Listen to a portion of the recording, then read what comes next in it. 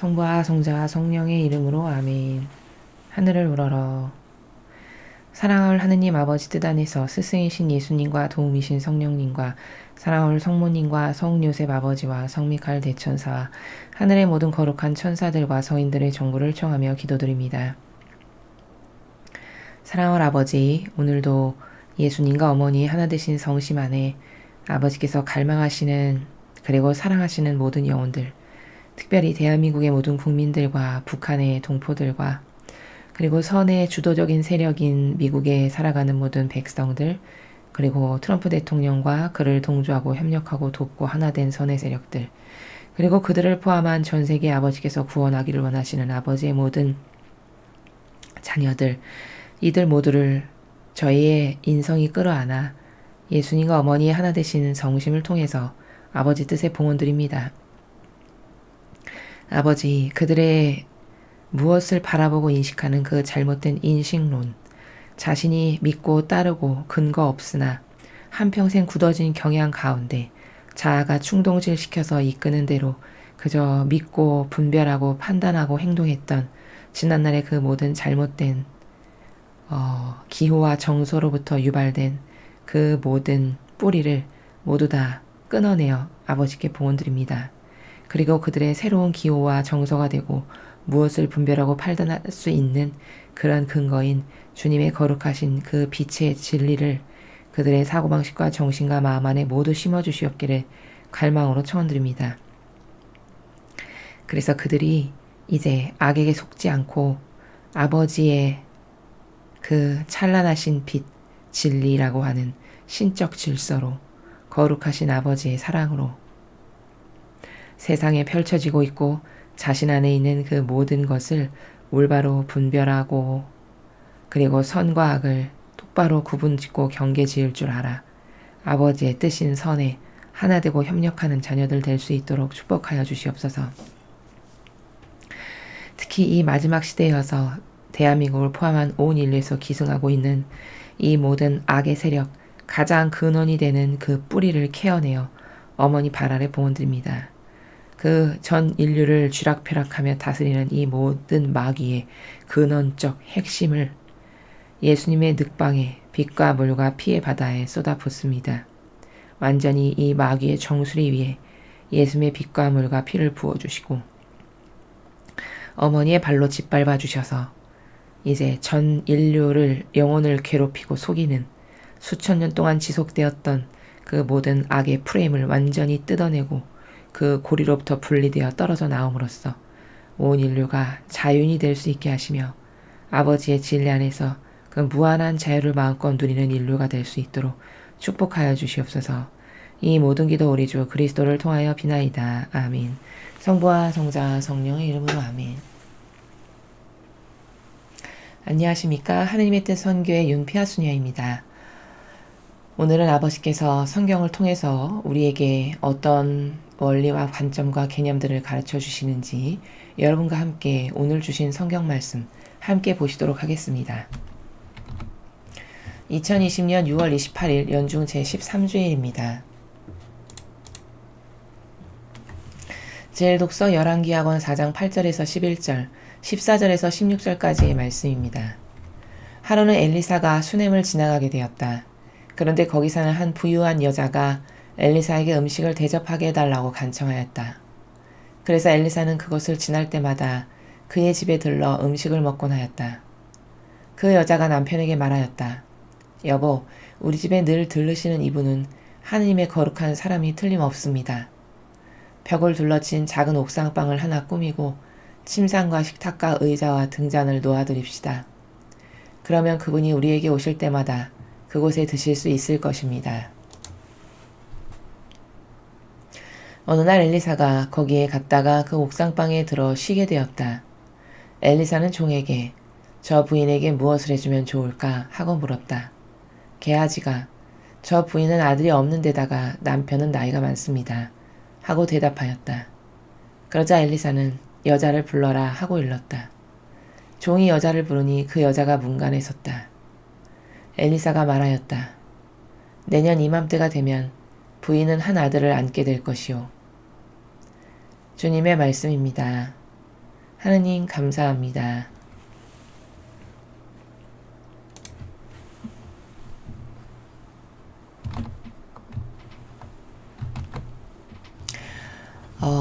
우리는 오늘 일독서 11기 학원을 통해서 정말 그 아름다운 사랑의 나라를 보고 있습니다. 여기 등장하는 엘리사라는 예언자와 그리고 그 엘리사를 극진히 하느님의 일꾼이라 여겨서 대접했던 이 여인과 그리고 엘리사가 늘 데리고 다녔던 종, 이렇게 여러 명의 인물이 등장하고 있습니다. 오늘 우리는 이 일독서를 겉으로 이 보여지는 것, 엘리사와 여인과 종이 이야기를 나누면서 서로에게 사랑의 마음을 전했던 이 형상적인 것 너머에 숨어 있는 하느님의 그 작용, 즉 성령 하느님께서 어떤 작용을 하셔서 이 사람들 간에, 이 영혼들 간에 이런 사랑의 교환이, 교류가 일어날 수 있는가라는 그 원리적 측면에서 한번 보도록 하겠습니다. 자, 이 여인은 마음 안에 진정한 하느님의 일꾼을 갈망하고 있었던 여인입니다. 그리고 진정한 하느님의 일꾼이 나타나면 그를 하느님의 일꾼이라 여기고 존중하고 싶은 마음을 늘 마음에 간직하고 있었던 여인이었음을 우리가 확인할 수 있습니다. 어떤 부분에서 확인할 수 있냐? 8절과 9절을 통해서 이 여인이 엘리사를 이제 수넴을 지나가다가 엘리사를 이 여인이 알게 된 거죠. 근데 엘리사가 행하는 말투나 정신이나 카리스마나 여러 가지 하느님의 뜻을 행하는 그 행동의 열매들을 통해서 저 사람은 진짜 하느님의 일꾼이다라는 것을 알게 된 거죠. 깨닫게 된 거죠. 자, 이 깨닫게 해주시는 분이 바로 성령 하느님이십니다. 이 여인은 하느님의 일꾼을 알아볼 수 있는 은총을 받은 거죠. 어떤 사람이 진짜 하느님의 진정한 일꾼인지를 올바른 관점으로 바라볼 수 있는 은총을 이 여인이 평소에 올바른 마음을 갖고 있었기 때문에 하느님의 일꾼은 존중해야 되고 그를 하느님의 일꾼으로 인정해 주어야 한다라고 하는, 그리고 진정한 하느님을 갈망했던 그 옳은 의지를 항상 갖고 있었던 사람이었음을 여기서 알 수 있고, 또 그런 옳은 의지가 있었으니까 아버지의 뜻이 축복하시기를 엘리사를 만나게 하시는 거죠. 그리고는 엘리사라고 하는 진정한 하느님의 참된 일꾼을 알아볼 수 있는 영안을 주신 거죠. 이래서 이 여인은 엘리사가 진짜 하느님의 일꾼을 임을 알아보게 됩니다. 그리고서는 집에 와서 남편과 상의를 하죠. 의논을 합니다. 여보, 저 엘리사라는 하느님의 일꾼은 진짜 하느님의 거룩한 사람인 것이 틀림없습니다. 이렇게 이야기를 하죠.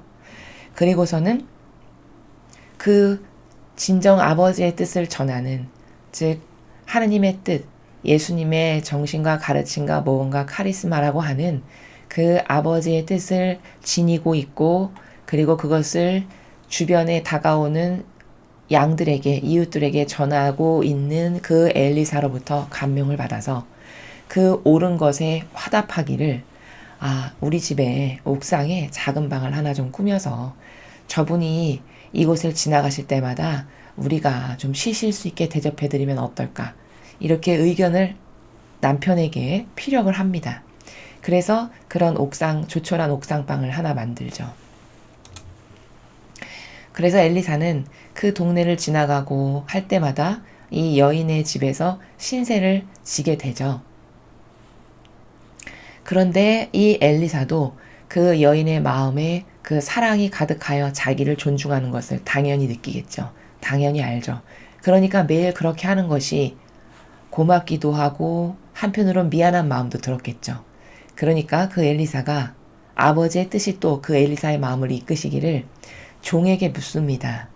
저 부인에게 내가 뭘 좀 선물하고 싶은데 저 부인이 원하는 게 뭘까? 뭘 해주면 좋아할까? 이렇게 넌지시 종에게 묻습니다.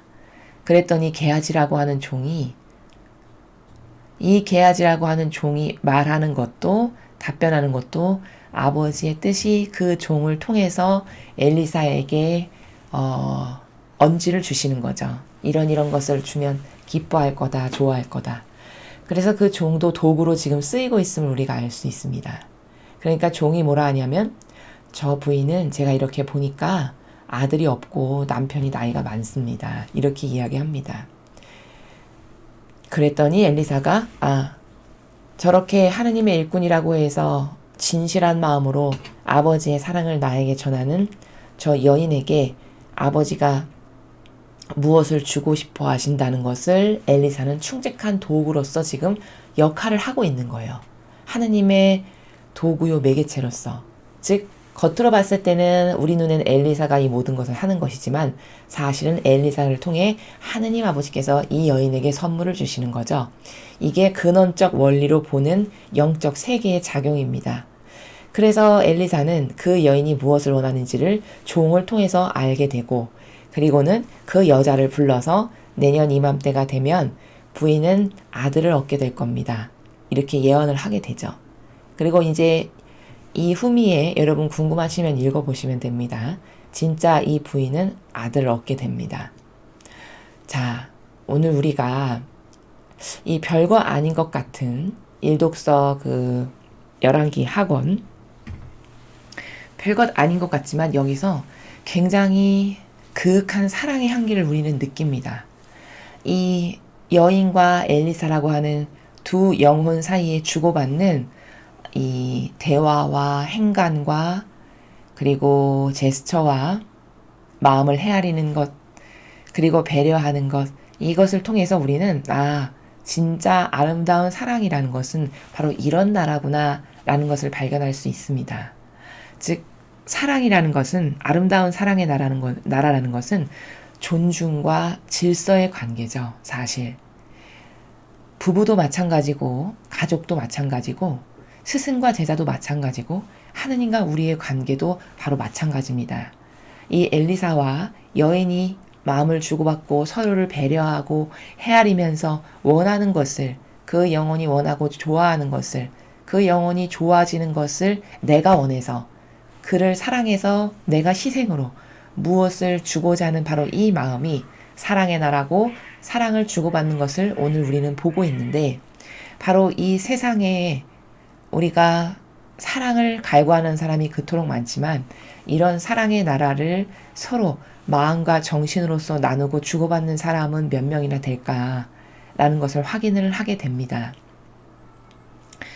아름다운 사랑이라는 것은 질서와 존중의 나라인데 여기 보면 이 여인이 엘리사를 진짜 하느님의 일꾼이라고 올바른 관점으로 볼 수 있어서 그 하느님의 일꾼을 깍듯이 대하고 존중하는 것을 볼 수 있습니다. 이게 바로 신적인 사랑의 나라입니다. 마찬가지로 엘리사도 이 여인이 자신을 하느님의 일꾼으로 여겨서 자신을 극진히 깍듯이 대접하는 것을 보고 느끼고 그 향기에 감화되고 고마운 마음이 있어서 그 여인이 원하는 것을 좀 들어주고 싶은데 저 여인의 소원이 무엇일까라고 살피고 헤아리는 바로 이런 마음. 그래서 그 영혼이 원하고 좋아지는 것을 내가 들어주는 게 나의 기쁨인 바로 이 나라. 이게 사랑의 나라다라는 겁니다. 그래서 여기 보이는 이 엘리사와 여인과 그리고 엘리사의 종인 게하지가 나누는 이 대화와 그리고 대화를 통해서 이들 간에 느껴지는 그 아름다운 사랑의 그윽한 향기들과 그리고 말하지 않아도 우리가 느낄 수 있는 마음을 교감하고 주고받는 이 모든 것은 사실 하느님의 영께서 각각의 영혼들을 지배하고 다스리신다는 또한 표징이기도 합니다. 사람이 인간적인 사랑을 나눈다면 오늘 이렇게 엘리사와 여인은 이런 사랑을 인간적인 것으로만 가득한 사람들이고 하느님의 영에 의해서 다스려지는 사람들이 아니라면 이런 아름다운 사랑의 나라를 할 수 없습니다. 왜냐하면 인간적이다라고 하는 속성은 한계성이 딱딱 드러나는 겁니다. 즉 이기적이고 개인적이고 나밖에 모르고 그래서 자애심과 이기심만 튀어나오게 하고 그리고 희생과 고통은 싫어하게 하고 사욕과 욕망으로 날뛰게 하는 이게 다 어디서 뿌리를 둔 나라냐? 이게 다 인간적이다라고 하는 나라에서 근거한 속성들입니다. 우리가 가지고 있는. 그렇기 때문에 이 인간적인 속성을 갖고 있는 그 뿌리를 가진 채로 사랑을 하면 이런 아름다운 신적 질서에서 서로를 존중하면서 배려하는 사랑의 향기가 나오지 않고 그저 아웅다웅 나밖에는 모르고 이기심과 자애심으로 욕심껏 받는 것만을 사랑으로 아는 이런 역겨운 향기밖에는 나오지 않는 것이죠. 그렇지만 그 인간적인 것이 배제되고 아버지의 영에 의해서 그 영혼이 다스려지고 또 그 아버지의 영에 의탁되어 있고 아버지의 뜻을 갈망하고 늘 하느님을 사랑하는 마음 가운데 살아가길 원하는 옳은 의지 가운데 있는 그런 영혼들이라면 이 여인도 잘 보십시오. 여인이 성경을 많이 알거나 진리를 알거나 그런 사람이 아니죠. 그냥 평범하고 소박한 여인입니다. 그런데도 이 여인의 마음 안에 하느님의 뜻이 이미 역사하고 계시고 다스리신다는 것을 우리는 알 수 있죠. 어떻게 알 수 있나요? 이 여인이 엘리사를 하느님의 일꾼으로 알아본다라고 하는 바로 그 현상 자체가, 그 열매 자체가, 이 사람은 하느님이 예뻐하시는 영혼이고, 하느님의 뜻이 다스리시는 영혼이고, 아버지 뜻이 지배하고 계시는 영혼이구나. 이걸 발견할 수 있죠. 그렇게 옳은 관점을 갖고 있죠. 그래서, 참된 사랑이라고 하는 것은 과연 뭘까? 우리가 변덕스럽지 않고 한도 끝도 없이 끊임없이 사랑하면 할수록 더 향기가 그윽해지고 깊어지고 더 많이 사랑하고 싶고 그 사랑의 순도가 높아지기만 하는 이런 나이가 들면 들수록 더 지속적이고 더 상승되기만 하는 이런 사랑을 하기 위해서는 어떤 정신세계의 나를 갖다 놓아야만 그게 가능할까라는 것을 오늘 1독서를 통해서 볼 수 있는데 그건 바로 답이 뭐냐면 그 인성이라고 하는 인간의 한계성으로 갖고 있는 역겹고 추잡하고 더러운 것을 자꾸자꾸 배제시키고 내 마음과 정신이 아버지께 자꾸 의탁되어 있고 아버지 뜻이 나를 다스려 주시기를 이 옳은 의지로 항상 고무적이고 그것을 추구하고 갈망하는 그런 마음의 자세의 나라에 내가 흠뻑 심취해 있을 때 그럴 때 하나님께서는 내 마음을 항상 이끄시고 다스리시면서 옳은 것을 옳은 것으로 볼 줄 알고 이렇게 사랑도 올바른 관점으로 똑바로 된 분별이 있기 때문에 일꾼을 일꾼으로 존중할 줄 알고 그 일꾼을 존중한 그 올바른 정신 때문에 하느님의 영께서 엘리사를 이 집에 파견하셔서 이 여인에게 선물을 주시는 바로 이런 영적인 사랑의 나라의 원리를 오늘 우리가 발견할 수 있었습니다. 우리는 반드시 사랑하지 않으면 안 되는 관계성으로 하느님께서 맺어주신 인연들이 있습니다. 그게 뭘까? 그게 부부 사이고, 그게 부모 자식 간이고, 그게 형제 자매고 이런 겁니다. 이것은 반드시 사랑하지 않으면 안 되는 관계성으로 하느님께서 나에게 보내주신 그런 관계들입니다. 그런데 너무나 불행하게도 안타깝게도 사랑하지 않으면 안 되는 관계성으로 맺어주신 이 가족 간에 불화가 끊이지 않고 저주하고 가장 큰 원수로 여기는 이런 마음의 나라에서 살아간다면 얼마나 이게 불행할까요? 이것은 왜 그러냐면 각각의 영혼의 마음과 정신 안에 오해와 부작용들로 가득해서입니다. 그 오해와 부작용들은 왜 갖고 있는 것이냐? 그 영혼 각각이 다 인성을 안에서 즉 자아라고 하는 나라고 하는 그 근원 안에서만 살지 이런 하느님의 신적인 나라, 진리의 나라에 갈망해서 내 인성적인 것을 자꾸 뽑아버리고 없애고 이건 악독하고 나에게 하나도 영적으로 도움이 안 되는 이런 인식체계 가운데서 이것을 따르지 않으려고 하는 이 노력과 이것에 대한 인식이 없기 때문에 그렇기 때문에 늘 인간적인 것 안에서 살다 보니 그 인간적인 것은 답이 없다는 것을 우리가 매일 배우고 있죠. 그러니까 매일 아웅다웅 싸우고 부딪히고 나밖에 모르는 서로의 자애심과 이기심이 항상 불화를 내게 하는 거죠. 근데 사랑이라는 것은 누누이 말씀드리지만 나를 위한 게 아니라는 이 올바른 인식이 가장 먼저 필요합니다. 여기 보세요. 엘리사나 여인이나 종이 지금 말하는 행간의 나라나 서로를 배려하는 그 마음에 자신을 위한 게 단 하나도 없죠. 순전히 서로가 서로를 위한 것밖에 없습니다. 이러니까 아름다운 거거든요. 이러니까 여기는 끊임없는 창조가 일어날 수밖에 없고 서로가 서로에게 저 사람에게 뭘 좀 더 해줄까? 이런 마음의 나라밖에 없는 게 이게 사랑의 나라예요. 변질되지 않은 신적인 나라에. 그러니까 여기 트러블이 있을 수가 없겠죠. 항상 관심사는 뭘까? 내가 저 영혼을 위해서 좀 뭘 해줄까? 뭘 하면 저 사람이 기뻐할까? 뭘 하면 저 사람이 좀 더 행복하고 편안해할까? 이 나라밖에 없는 거잖아요. 여인도 그렇고 엘리사도 그렇고 심지어 종도 충직하게 저 여인에게 필요한 게 뭘까라는 관심사항이 그 여인에게 있었어요. 이게 뭘까? 이럴 때만 사랑은 끊임없이 창조가 일어날 수 있는 거고요. 끊임없이 아름다워질 수 있는 거고, 이러한 마음과 정서와 정신의 나라가 나의 나라가 되기 위해서 이 나라 안에서 살 때만 거기는 영원히 아름다운 사랑이 끊임없이 향기 가득하게 나올 수 있을 수밖에 없는 것은 이런 정신에서만 사랑을 할 때, 그때만이 유일하게 가능한 것이다 라는 것을 우리가 발견할 수 있습니다. 그래서 우리는 오늘 이 일독서의 아름다운 이 사랑의 나라를 보면서 나는 어떤 정신으로 이사 가서 살아야 될까? 내가 이렇게 나에게 보내주시고 맡겨주신 내 가족, 내 형제, 자매, 친척, 이웃, 이 사람들을 사랑하면서 살고 싶은데 그러려면 나는 지금 당장 고쳐야 될 게 뭘까? 어떤 것을 개선하면 될까? 이것을 생각해 봤을 때 오늘 일독서를 통해서 우리는 답을 얻을 수 있는데 그게 뭘까? 일단 사랑이라는 것은 나를 위한 것이 아니다라고 하는 이 올바른 관점이 먼저 있어야 하고, 둘째, 이 변질되지 않는 신적 사랑의 나라에서만 그게 가능하고 아름다운데 그러려면 내 인성을 쓰는 것을, 자꾸 내 자아에서 발로되는 그것을 갖다 쓰는 것을 하면 안 된다. 그것을 배제시킬 줄 아는 것을 계속 노력하면, 그러다 보면 우리도 신적인 나라에서 온전히 내가 사랑하는 사람만을 위해서 무엇을 그를 위해서 해줄까? 그를 위해서 해줬을 때 그가 기뻐하는 모습을 내가 보는 게 그게 곧 나의 기쁨인, 이게 신적 사랑의 나라라는 것을 깨닫고 우리도 이런 나라에서 신적 사랑을 할 수 있는 그런 우리들이 되어야겠습니다. 자, 다음으로 이독서를 보시겠습니다. 사도 바울의 로마서 6장 3절에서 4절, 8절에서 11절까지의 말씀입니다.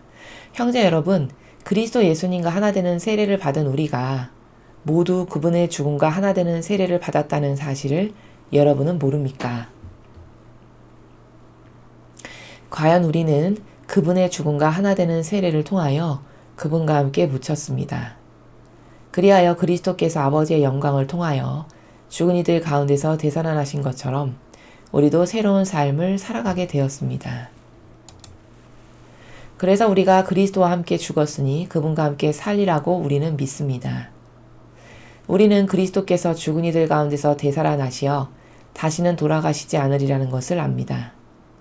죽음은 더 이상 그분 위에 군림하지 못합니다. 그분께서 돌아가신 것은 죄와 관련하여 단 한 번 돌아가신 것이고, 그분께서 사시는 것은 하느님을 위하여 사시는 것입니다. 이와 같이 여러분 자신도 죄에서는 죽었지만 그리스도 예수님 안에서 하느님을 위하여 살고 있다고 생각하십시오. 주님의 말씀입니다. 하느님 감사합니다.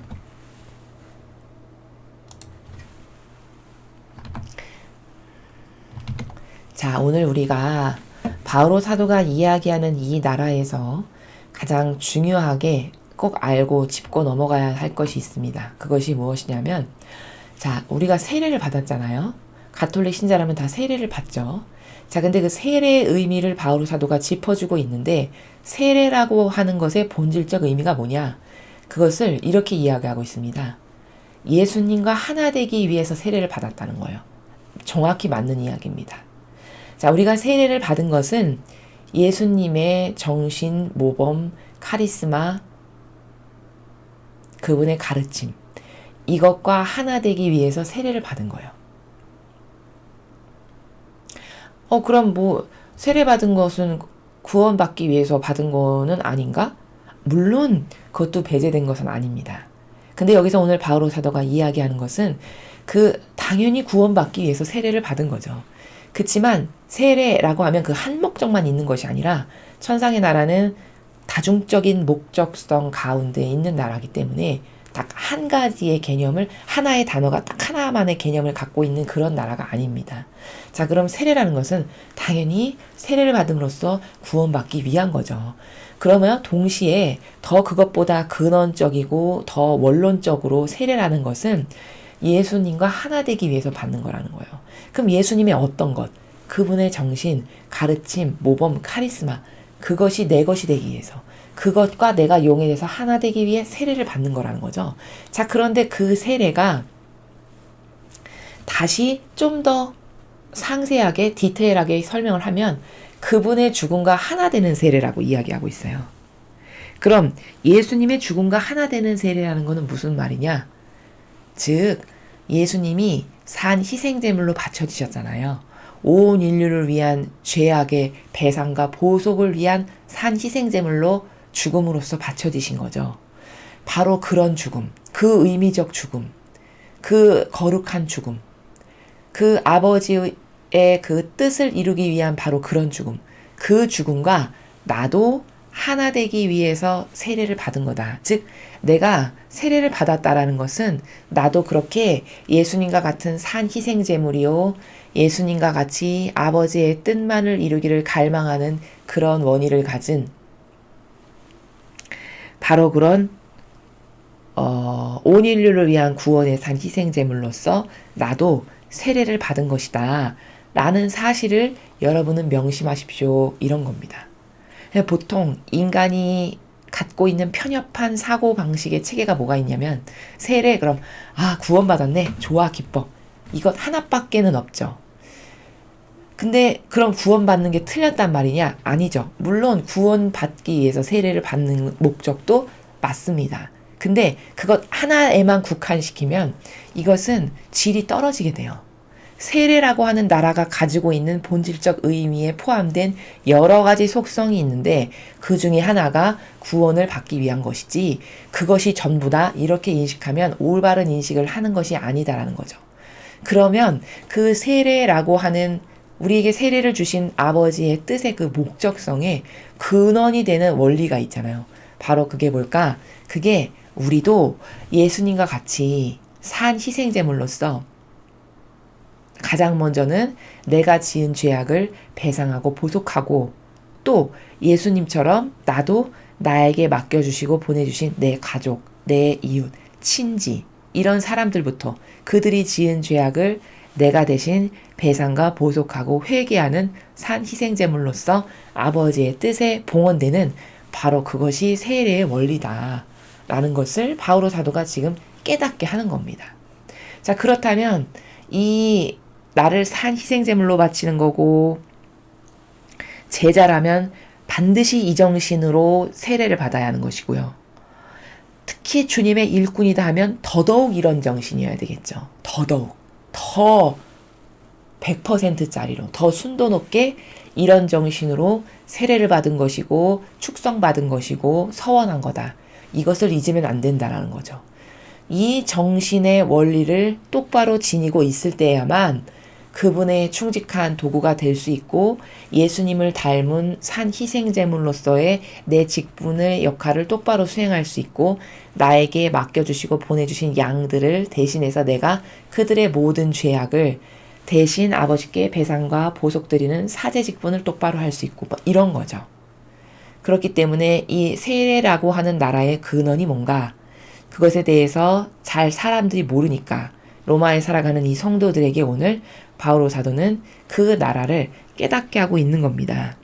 그래서 더 리얼하게 이야기하면요, 사실 하느님의 일꾼이 된다는 것은, 즉 높은 직분과 직함을 가진다는 것은 그 직분과 직함의 무게만큼이나 좀 저급한 단어를 쓰면 예수님의 팔자와 똑같은 팔자로 살아가야 된다라는 뜻입니다. 아주 리얼하게 이야기하면 그걸 영예로 여길 수 있느냐, 이게 내가 그 성소로 일평생 살아갈 것인가 말 것인가를 결정할 수 있는 중요한 가치 기준인 겁니다. 내가 예수님처럼 온 인류를 위한 산 희생제물로 한평생 그들을 위해 배상과 보속하고 희생하고 극기하고 고행하는 것에 영예로 여기며 그렇게 예수님과 하나 된 정신세계에서 아버지의 뜻이 온 인류를 통해 이루어지기만을 갈망하는 이런 산이생잼을 그것으로 철저히 받쳐져서 그 삶을 살다가 죽겠습니다. 저는 그게 기쁨입니다. 라고 여기는 이 정신을 높은 직함과 직분을 가진 고위, 성직자, 수도자, 사제, 저 같은 이런 수도자들이 그 정신으로 살아갈 때에만 똑바로 된 직분을 수행하는 것이고 그때서야 그 밥값을 하는 거다라는 것을 우리가 오늘 이 독서를 통해서 명심해야 된다라는 것을 여러분에게 말씀을 드립니다.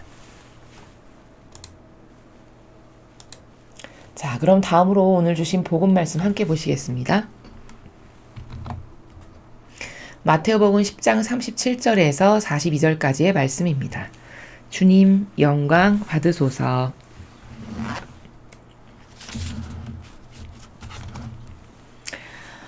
그때 예수님께서 사도들에게 말씀하셨다. 아버지나 어머니를 나보다 더 사랑하는 사람은 나에게 합당하지 않다. 아들이나 딸을 나보다 더 사랑하는 사람도 나에게 합당하지 않다. 또 제 십자가를 지고 나를 따르지 않는 사람도 나에게 합당하지 않다. 제 목숨을 얻으려는 사람은 목숨을 잃고 나 때문에 제 목숨을 잃는 사람은 목숨을 얻을 것이다. 너희를 받아들이는 이는 나를 받아들이는 사람이고 나를 받아들이는 이는 나를 보내신 분을 받아들이는 사람이다. 예언자를 예언자라서 받아들이는 이는 예언자가 받는 상을 받을 것이고 의인을 의인이라서 받아들이는 이는 의인이 받는 상을 받을 것이다. 내가 진실로 너희에게 말한다. 이 작은 이들 가운데 한 사람에게 그가 제자라서 시원한 물 한 잔이라도 마시게 하는 이는 자기가 받을 상을 결코 잃지 않을 것이다. 주님의 말씀입니다. 그리스도님 찬미합니다.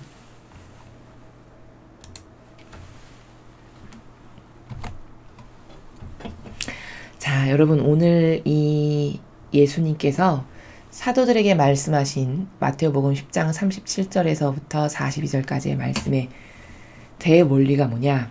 그것은 하느님과의 관계성에서는 절대 질서라는 게 존재한다라는 겁니다. 자, 하나하나 보시면요.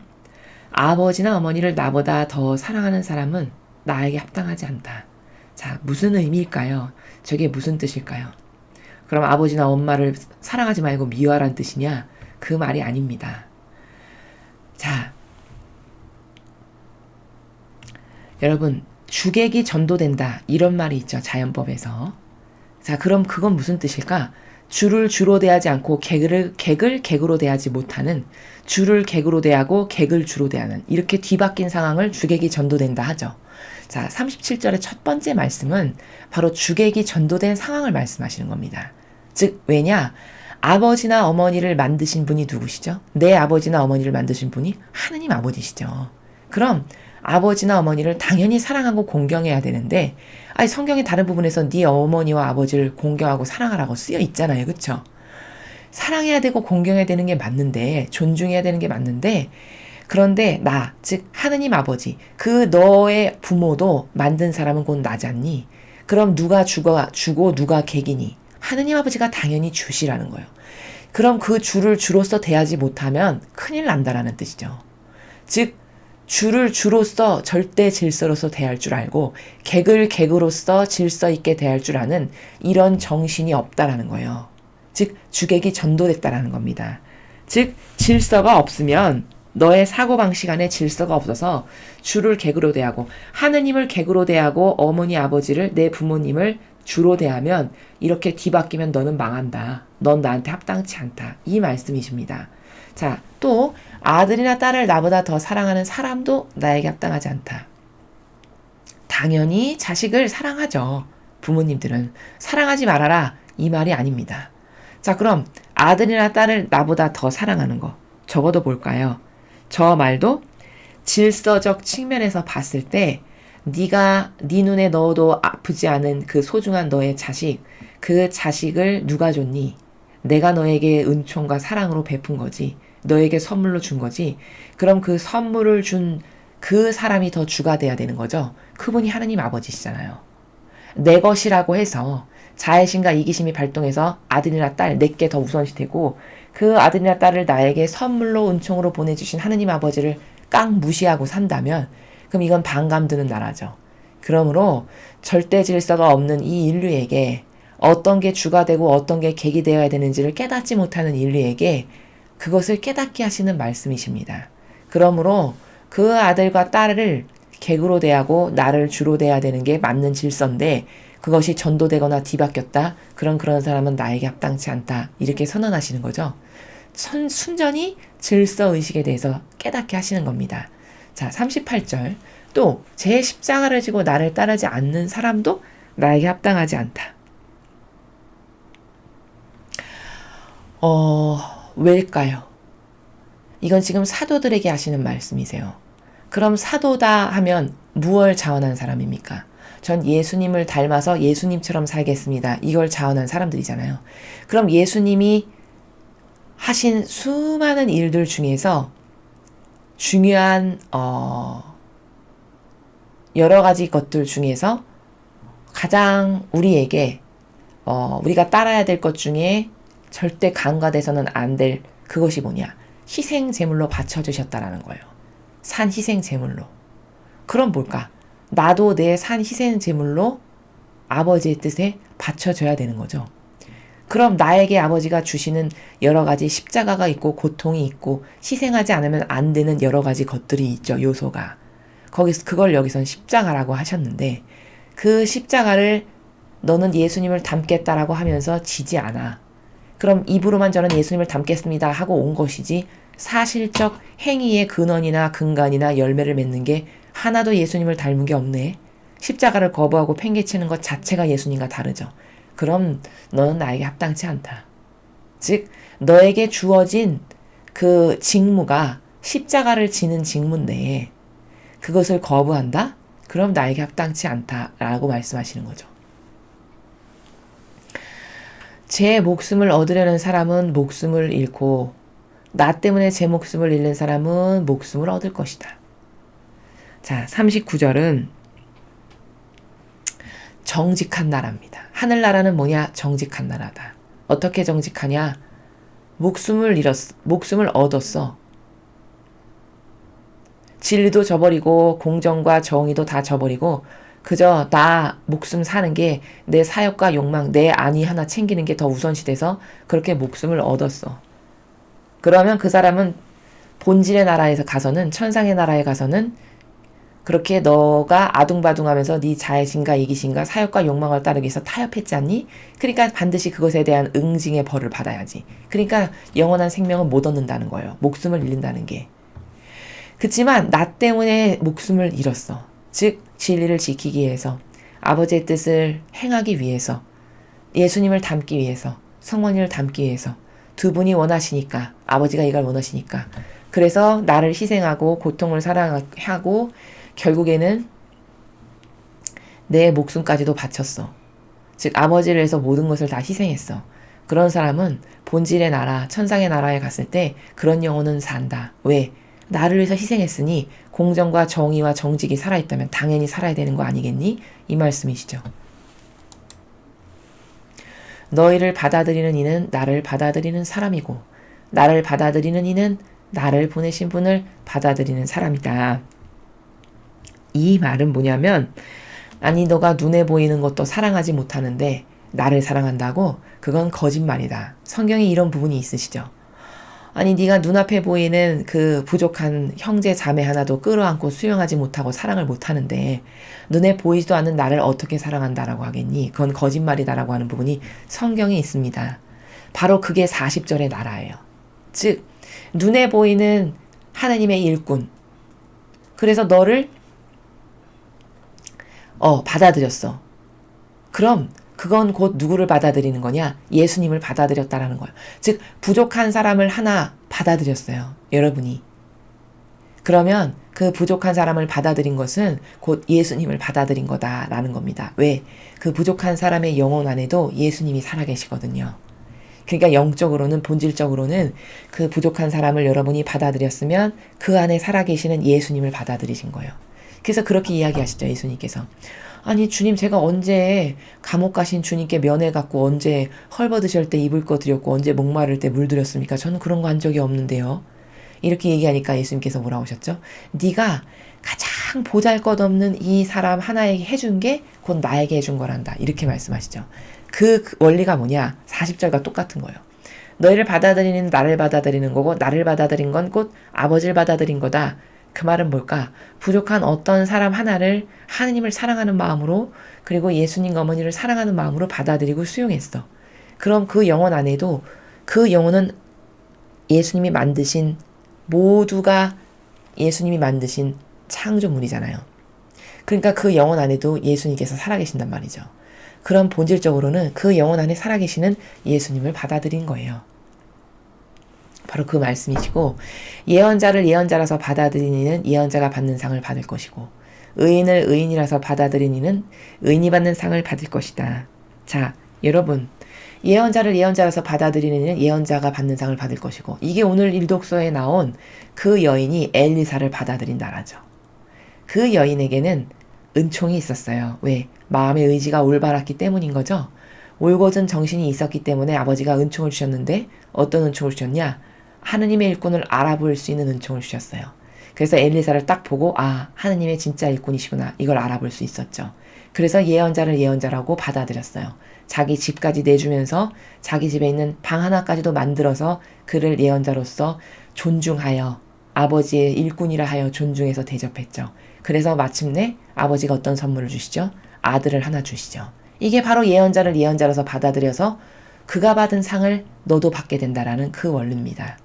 또 의인을 의인이라서 받아들였어. 저 사람이 하느님의 뜻을 행하는 의인이야. 자신을 희생으로 자신을 내어놓음으로써 그러니까 훌륭하다. 하느님의 일꾼이구나. 의인이구나 해서 받아들였어요. 그러면 그 의인에게 아버지가 주시고자 하시는 상급이 있으시잖아요. 그 하느님의 일꾼인 의인 예언자에게 그 상급을 너도 받게 된다. 왜? 너가 그를 하느님의 일꾼이다 예언자다 해서 받아들였으므로. 바로 이 말씀이시죠.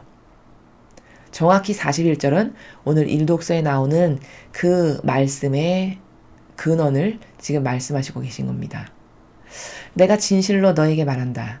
이 작은 이들 가운데 한 사람에게 그가 제자라서 시원한 물 한 잔이라도 마시게 하는 이는 자기가 받을 상을 결코 잃지 않을 것이다.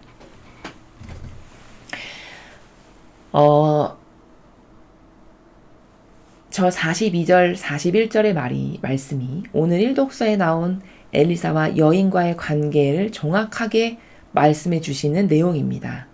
그런데 저기 41절과 42절에서 주의해야 될 게 하나 있습니다. 자, 악이 저것을 활용할까요? 안 할까요? 당연히 활용하겠죠. 하느님의 일꾼이니까 하느님의 일꾼을 이런 식으로 대접하면 되냐. 어떤 이런 나라에서 악이 활용을 할 거라는 거예요.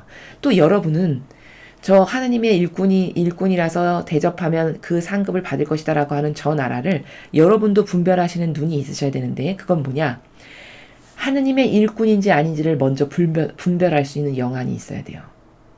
만일에 진짜 참된 하느님의 일꾼이 아닌데 거기 여인과 같이 오늘 일독서에 등장하는 여인과 같이 극진한 대접을 했다. 그럼 여러분 명심하십시오.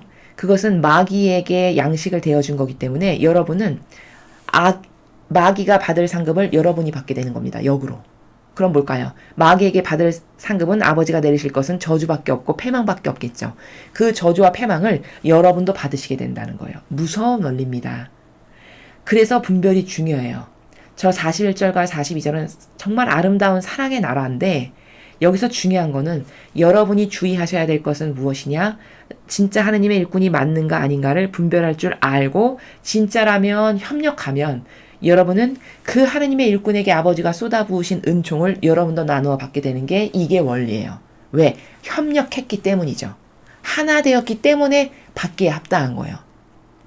같은 원리로 만약에 마귀였어. 아버지의 뜻을 가로막고 성령을 가로막는 마귀야. 근데 거기에 하나 되고 거기에 협력하고 동조했어. 그래서 그에게 극진히 대접하고 그에게 무엇인가를 나의 희생으로 협력하고 동조하는 것을 했다. 그럼 그 마귀에게 아버지가 내리실 것을 여러분도 받게 되는 이 같은 원리상에 있다는 거예요.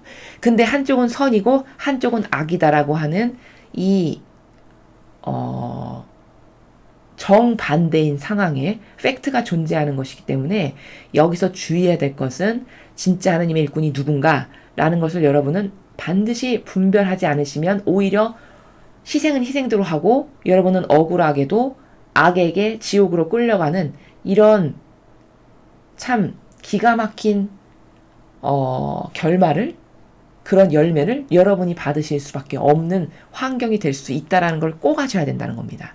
자, 그럼 하나님의 일꾼은 어떻게 분별하는가? 여기서 자, 하나님의 일꾼이라면 여러분이 그 어떤 영혼을 통해서 예수님이나 성모님이 가지고 계셨던 정신세계의 속성이 보이고 그 속성으로 맺는 결과의 열매가 딱딱 있어야 돼요. 예를 들면 예수님과 어머니는 항상 어디를 가든지 가장 낮은 자리를 택하셨어요. 모든 이에게 존경받고 싶으냐? 제자들에게 말씀하시길, 그럼 너는 가장 낮은 사람이 되거라. 늘 이렇게 가르치셨죠. 그럼 그건 가식적으로 낮은 채 하는 게 아니라 진실로 모든 이의 종으로서 나에게 다가오는 영혼들에게 필요한 것을 내가 솔선수범해서 나서서 그 영혼에게 필요한 것을 그의 종으로서 항상 베풀고 제공해주는 이런 정신이 예수님과 성모님의 정신이세요. 즉 희생과 고통하기를 즐거워하고 기꺼워하고 사랑하셨다는 거죠. 만약에 이런 희생과 고통을 사랑하고 나를 내놓는데 적극적이지가 않아, 이러면 그건 하나님의 일꾼이 아니다 라는 것을 여러분이 아실 수 있고, 이 시대는 더 중요한 게 뭐냐, 착한 척하는 코스프레가 굉장히 많아요. 하나님의 일꾼인 척. 거기는 겉에 보여지는 것에만 그렇게 처신을 한다라는 것, 이것을 명심하시고요. 만약에 하나님의 일꾼이고 예수님과 어머니를 닮은 어떤 정신세계가 있다면 거긴 반드시 희생, 그리고 자기를 내던지는 고통을 사랑하는 것, 그리고 여러분을 위해서 그것이 무엇이건 가장 낮은 자세에서 희생하고 나를 내어주는 것을 기쁨으로 여기는, 그래서 그것으로서 맺는 열매가 반드시 있어야 이게 진짜 참된 하느님의 일꾼이다. 이런 관점으로 여러분에게 주변에 다가오는 그 하느님의 일꾼을 잘 분별하셔서 참된 하느님의 일꾼에게만 협력하고 동조하시는 것을 하실 줄 아셔야만, 그래야 여러분이 악에게 동조함으로써 억울하게 연옥이나 지옥을 가는 이런 낭패를 보지 않으신다는 겁니다. 그래서 여기 41절과 42절은 이거를 역으로 생각하면 굉장히 위험한 나라거든요. 그리고 마귀는 이것을 교묘하게 당연히 악용합니다. 하느님의 일꾼인 척 행세하며, 그러니까 나를 도와주는 게 당연하지, 이런 자세로 다가오는 악들도 굉장히 많아요. 그럴 때 여러분은 잘 분별하셔서 오늘 저희가 말씀드린 이 기준으로 대부분 분별하실 수 있습니다. 성경에 나오는 예수님과 어머니가 하셨던 많은 그 나라들이 있죠. 이때 이렇게 하셨고 이때 이렇게 하셨던 그 모범의 정신이 흘러나오지 않는다. 그럼 그건 하나님의 일꾼인 척 흉내낸 것이지 진짜는 아니다 라는 것을 여러분이 잘 분별하셔야 됩니다.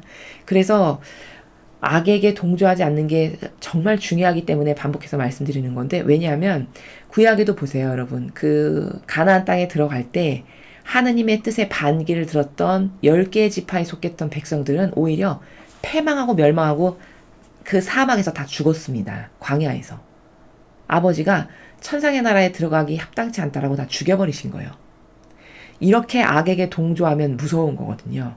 이래서 여러분은 어디에 동조해야 되고 누가 하느님의 일꾼인지를 반드시 명확하게 분별할 수 있는 그 기준과 가치관이 똑바로 서 있으셔야 된다라는 것을 추가로 말씀을 드립니다. 자, 오늘 우리는 일독서에서 정말 그 아름다운 사랑이란, 신적 사랑이란 것은 무엇인가에 대해서 배웠습니다. 그것은 참된 아름다운 사랑이라는 것은 존중과 질서의 경계가 명확한 거예요. 그 여인과 엘리사와의 관계처럼. 또한 그 아름다운 사랑이라는 것은 서로가 서로를 위해서 희생하기를 주저하지 않고 오히려 그걸 기쁨으로 여기는, 이게 진짜 참되고 아름다운 신적 사랑의 나라다 라는 것을 말씀을 드립니다. 이 독서에서는 세례에 대해서 바오로 사도가 어떤 게 세례의 본질적 의미인가에 대해서 설명하고 있어요. 우리는 세례다 하면 구원받았네. 기뻐하는 것에 그칠 수가 있습니다. 이건 단편적 사고방식이에요.